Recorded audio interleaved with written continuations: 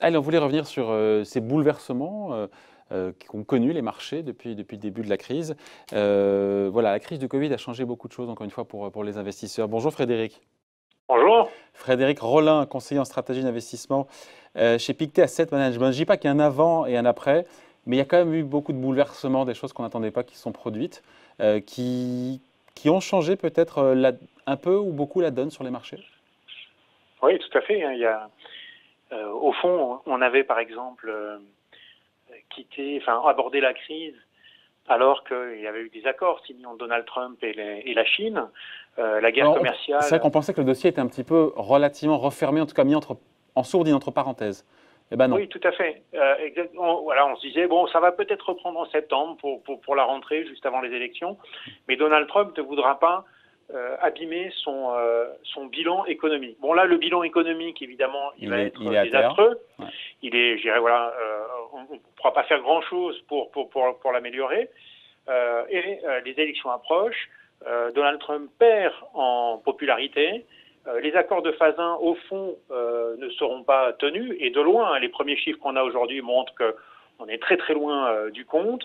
Et enfin, beaucoup de prétextes pour se fâcher contre la Chine.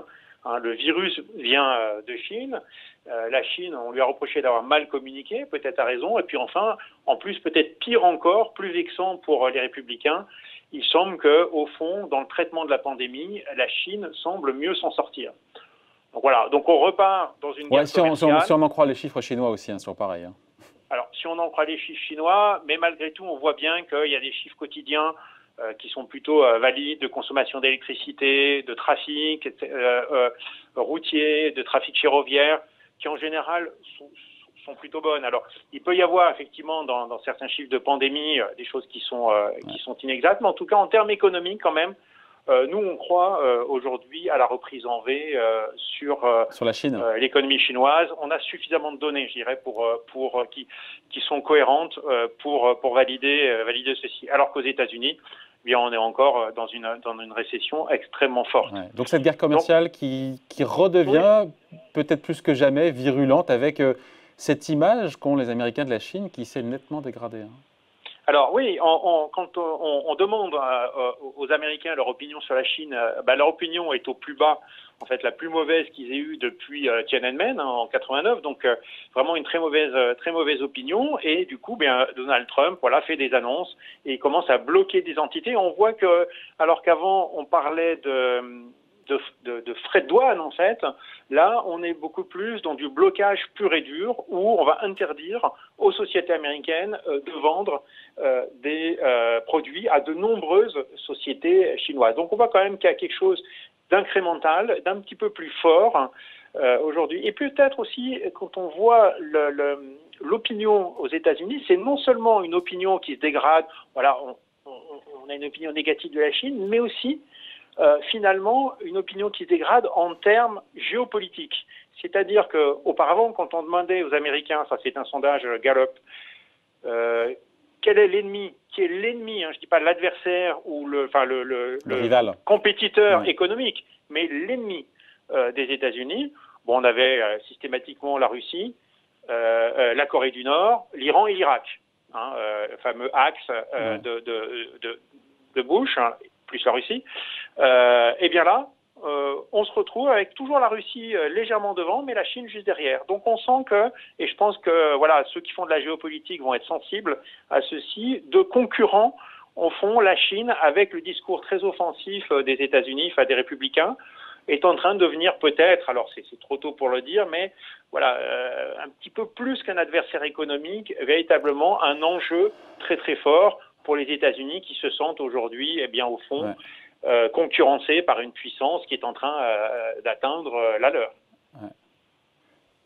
Donc voilà, ça c'est quand même un fait plutôt nouveau. Il y a une réouverture de la guerre commerciale et peut-être sur des termes qui vont être un petit peu plus forts, d'autant qu'aujourd'hui, au fond, les républicains et Donald Trump savent que le bilan économique va être difficile à défendre et que donc, après tout, les dommages que pourrait faire une guerre commerciale sur l'économie, par rapport à ceux qui auront été faits par la pandémie seront quasiment invisibles. Dans les conséquences, encore une fois, de ce bouleversement lié à cette crise sanitaire, on l'a évoqué il y a quelques temps, donc on va passer vite, mais des secteurs qui sortent peut-être durablement renforcés par cette crise. Alors oui, plusieurs secteurs, je pense, vont sortir renforcés. Bon, très clairement, le numérique, on le sait, travail à la maison, c'est plus de logiciels sur le cloud, plus de connexions. La santé aussi, qui est portée structurellement par le vieillissement de la population, la hausse du niveau de vie des pays émergents, sa faible cyclicité aussi. Eh bien, la crise a quand même démontré la vulnérabilité des systèmes de santé.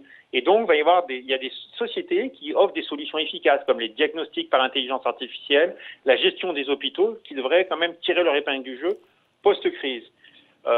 Des sociétés aussi qui nous permettent d'avoir des modes de vie plus sains, notamment dans l'alimentation.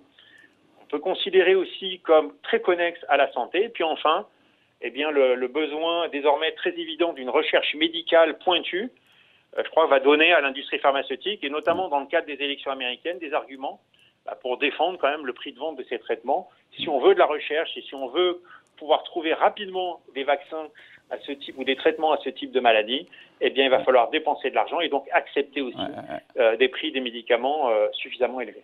Dans ce qui a changé, encore une fois, pour les marchés, évidemment, on en a parlé, mais il faut le redire, l'action des banques centrales. On pensait qu'elles n'avaient plus de munitions, plus de cartouches, qu'elles étaient au BDR, au bout du rouleau. Eh bien non, elles ont su se réinventer, en faire toujours plus, et avec, encore une fois, des nouveaux modes de soutien et d'intervention dans l'économie. Oui, quelque chose de massif. Alors la Fed, qui produit un plan extrêmement important et qui, au fond, on dit, elle ne peut pas baisser ses taux. Les taux sont déjà trop bas. Donc, on ne va pas aller sur des taux résolument négatifs, mais par des apports massifs de liquidités, des nouveaux instruments aussi, notamment l'achat d'obligations qu'auparavant, elle n'achetait pas, eh bien, on a finalement une baisse des taux qui va être équivalente et même supérieure à la baisse des taux de 2008. Si on compte, en fait, l'équivalent baisse des taux du quantitative easing qui a été développé. Et puis la BCE, pareil, on se disait, voilà, avec des taux déjà négatifs, que peut-elle faire? On voit quand même qu'elle s'engage très très fortement. Et ce qui est aussi intéressant, je crois, c'est qu'on a eu beaucoup plus de coordination cette fois-ci entre politique monétaire et politique budgétaire. Parce que si on injecte massivement du déficit budgétaire, si on accepte des baisses de taxes ou des plans de relance, eh bien, ça fait remonter les taux de financement et finalement, les choses s'annulent. Mais la coordination à la fois monétaire et budgétaire permet d'avoir je dirais un double impact et au contraire, plus qu'une annulation mutuelle, véritablement un encouragement. Et donc, ça a été important. Cette donne a changé d'avoir ce policy mix, ce fait que politique budgétaire et monétaire fonctionnent en tandem et main dans la main. Il reste un truc, c'est l'Europe, évidemment, dernier point. L'Europe, alors certains diront trop peu, trop tard, mais malgré tout, on sait que l'Europe avance pendant la crise et il y a eu ce plan, encore une fois, cette mutualisation, cette mise en commun des dettes en Europe proposée par Angela Merkel et Emmanuel Macron. Alors on sait bien qu'il va falloir amender tout ça, faire passer la pile auprès des 3-4 pays du nord de l'Europe qui ne sont pas fans de cette perspective-là, les Pays-Bas, le Danemark ou autres. Mais voilà, la construction européenne qui semblait en calminer, peut-être fait un saut justement vers plus de solidarité financière et c'est peut-être ça aussi un des changements pour les marchés parce qu'on sait qu'il y a une prime de risque qui était sur l'Europe. On sait que les marchés boursiers européens ont souvent sous-performé tout le temps, quasiment d'ailleurs, les marchés américains. Peut-être une occasion aussi de changer un peu les choses là? Oui, je crois qu'il y a une prime de risque sur l'Europe. D'abord, on manque de valeur de croissance, c'est sûr, mais aussi depuis le Brexit, on voit quand même que le prix des actions européennes pour un même résultat est quand même structurellement inférieur désormais aux actions américaines. Et ça, c'est dû au doute que peut avoir le marché sur la pérennité de la construction européenne. Et là, on a quand même quelque chose de nouveau. Alors d'abord, 500 milliards, c'est quand même beaucoup, c'est plus de 3% du PIB, donc c'est important. Et puis aussi, ce qui est important, c'est que pour une fois, on a une décision importante sans une très forte pression du marché. C'est vrai qu'à chaque fois qu'il y a eu des décisions très fortes en Europe... C'était le flingue sur la tempe. C'était à chaque fois le couteau sous la gorge. Au moment où tout allait s'effondrer, on dit là, il faut vraiment faire quelque chose, on n'a pas le choix, et donc on fait. Là, au fond, les marchés étaient relativement calmes, on n'avait pas de forte pression sur les obligations périphériques, et pourtant, on a Macron et Merkel qui s'entendent sur un plan très très important. C'est pas fait non plus, c'est pas fait. Alors, c'est pas fait, mais l'Allemagne et la France, c'est quand même un poids politiques très importants en Europe. Hein. Oui, mais les négociations se font, les choix se font à l'unanimité, vous le savez. Voilà, et les choix vont se faire à l'unanimité, donc il y aura peut-être des amendements, mais au fond, déjà, cette première proposition qui consiste non plus en seulement des prêts remboursables, mais quand même un transfert véritable et probablement à une mutualisation des dettes à un certain niveau, sera à bonne chance quand même d'être accepté sur son principe. Alors, il y aura des amendements, peut-être que les 500 milliards vont devenir moins, que ça va être, il y aura quelques conditions supplémentaires, mais dans l'ensemble, quand même assez probablement un pas vers la construction européenne. C'est une bonne chose au moment où les avancées sur le Brexit, comme on le sait, sont tout à fait nulles aujourd'hui. Ouais. Bon, en tout cas, voilà, merci beaucoup. Point de vue signé Frédéric Rollin, donc conseiller en stratégie d'investissement chez Pictet Asset Management. Merci beaucoup, Frédéric. Bonne journée. Merci. Bye.